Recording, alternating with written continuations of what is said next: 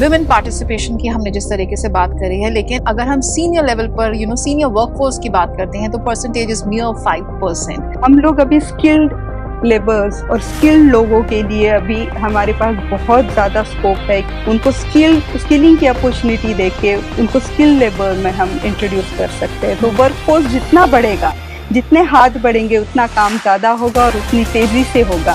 ये mental block तोड़ने के लिए उनको स्किलिंग अपॉर्चुनिटी मिलनी चाहिए। सो नरेडको माही के थ्रू भी हम उसी पे ज़्यादा फोकस करें। अगर मैं एज अ डेवलपर किसी को रिक्रूट करना चाहूँगी तो मैं उसके स्किल्स पे रिक्रूट करना चाहूँगी। आज वो बदलाव दिख रहा है।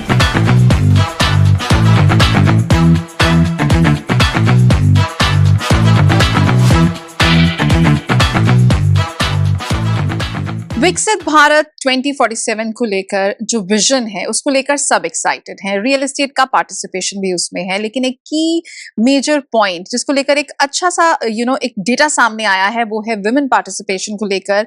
रिसेंटली ये सामने आया है एक सर्वे से कि विमेन का जो पार्टिसिपेशन है रियल एस्टेट में वो 23% तक इंक्रीज हुआ है, but still we have a long way to go, and we have with us Ms. Smita Patel, President Neredco Mahi and also ND of SSPL Group. यहाँ पर नेरेडको माही एक बहुत अच्छा विजन लेकर ऑर्गेनाइज किया गया। विमेन पार्टिसिपेशन की हमने जिस तरीके से बात करी है, लेकिन अगर हम सीनियर लेवल पर सीनियर वर्कफोर्स की बात करते हैं तो परसेंटेज इज मियर 5%। एंड हम काफी आगे बढ़ गए हैं और बहुत आगे जाने का हमने सोचा भी है। हम डेवलप्ड होना चाहते हैं डेवलपिंग से, बट बिना विमेन पार्टिसिपेशन के क्या ये पॉसिबल है, और अगर नहीं है तो फिर क्या किया जा रहा है?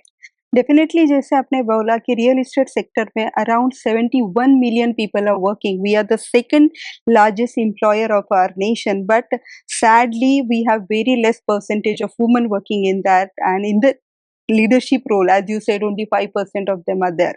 So last 2-3 years or 5 years down the line, it was only 1%, 1.5% in the leadership role, but right now it is increased to 5%, but over the time, in such a long period, only 5%. So that's a point of worry, of course.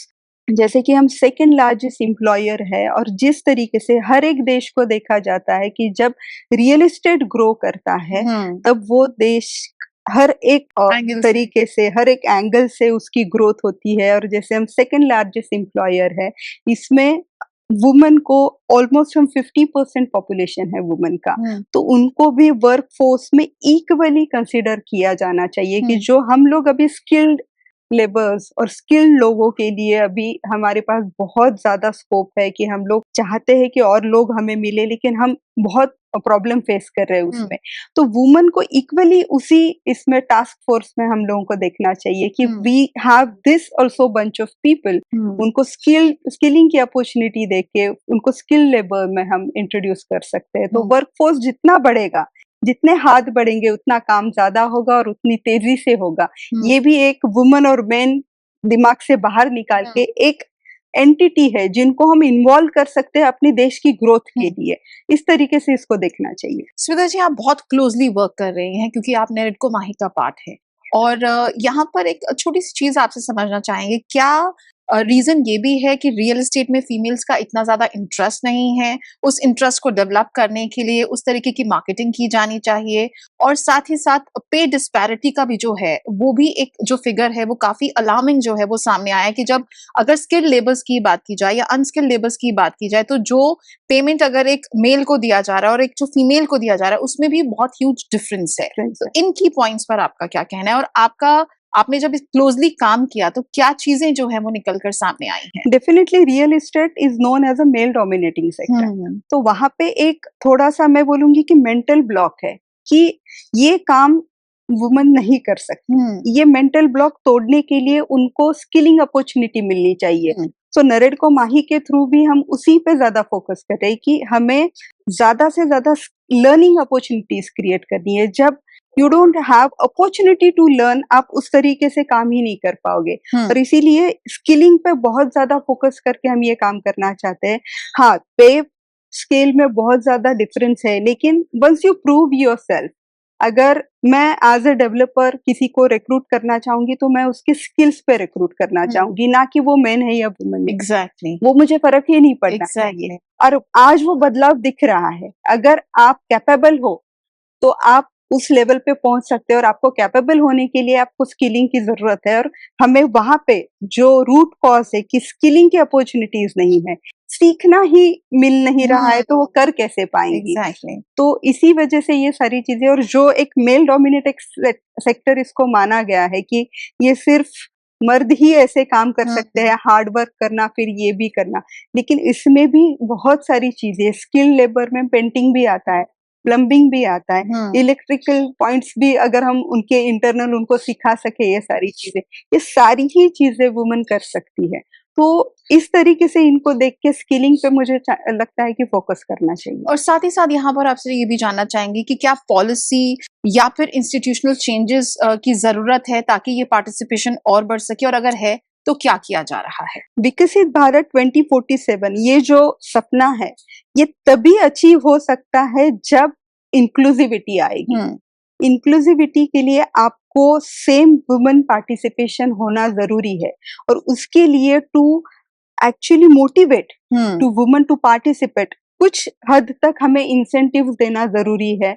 जैसे कि women lead अगर कोई development firm है, उनके लिए कुछ incentives आप offer कर सकते हो। जैसे बहुत सारे स्टेट्स में अगर वुमेन होम बायर है तो हम स्टैम्प ड्यूटी पे रिडक्शन दे रहे हैं। उसकी वजह से बहुत सारी वुमेन जो है वो घर की मालकिन बन गई है, वो उनका कॉन्फिडेंस बढ़ा है, उनके एक हमने देखा है कि वो कॉन्फिडेंस के साथ जब रहती है वो अपने घर में, वो एक अलग तरीके का सुकून और कॉन्फिडेंस उसमें दिखाया जाता है। तो ये एक इंसेंटिव की जो चीज है जो बदलाव लाई है। सेम इंसेंटिव्स अगर आप किसी वुमेन लेड डेवलपर्स को दो, अगर कोई भी डेवलपर के पास किसी भी लेवल पे 25% से ज्यादा अगर वुमेन काम कर रही है, उनके लिए इंसेंटिव्स आप ला सकते हो। तो या फिर होम लोन में आप उनको और इंसेंटिव्स दे सकते हो। ऐसी बहुत सारी चीजें हैं जहाँ पे गवर्नमेंट ऐसे स्टेप ले सकती है। और स्किलिंग के लिए अगर अलग से स्किलिंग फंड बना के, एक अलग से स्किलिंग प्रोग्राम बना के उस पर अगर गवर्नमेंट काम करे और इंसेंटिवाइज करे, तो डेफिनेटली मैं देख रही हूँ कि वुमेन को वो मोटिवेशन मिलेगा, वो खुद पार्टिसिपेट करेगी और इसका रिजल्ट बहुत अच्छा होगा। नेरिडको माही के प्रेसिडेंट होने के साथ साथ आप एक डेवलपर भी हैं, आप एक फर्म को लीड भी कर रही हैं। यहाँ पर डेवलपर पॉइंट ऑफ व्यू से आपसे समझना चाहेंगे what will be their participation and how what is that one key thing जो एक डेवलपर कर सकता है 2047 के मिशन को अचीव करने के लिए जल्द से जल्द अचीव करने के लिए डेवलपमेंट के साथ सस्टेनेबिलिटी हैंड इन हैंड जानी चाहिए। तो हर एक डेवलपर की ये जिम्मेदारी है, इस भारत का एक नागरिक होने के अधिकार के साथ आपको ये सस्टेनेबिलिटी में जो शाश्वतता है हमें रखनी है। तो सिर्फ ग्रो करना ही नहीं, लेकिन शाश्वतता से ग्रो करना, ये हमारे लिए सस्टेनेबिलिटी पे फोकस करके हर एक डेवलपर के वो इस बात पे फोकस करना चाहिए और हर एक को ग्रीन प्रोजेक्ट ही करने चाहिए, ये मैं चाहती हूँ। Thank you so very much, Smita, for such an insightful interview. Thank you so much.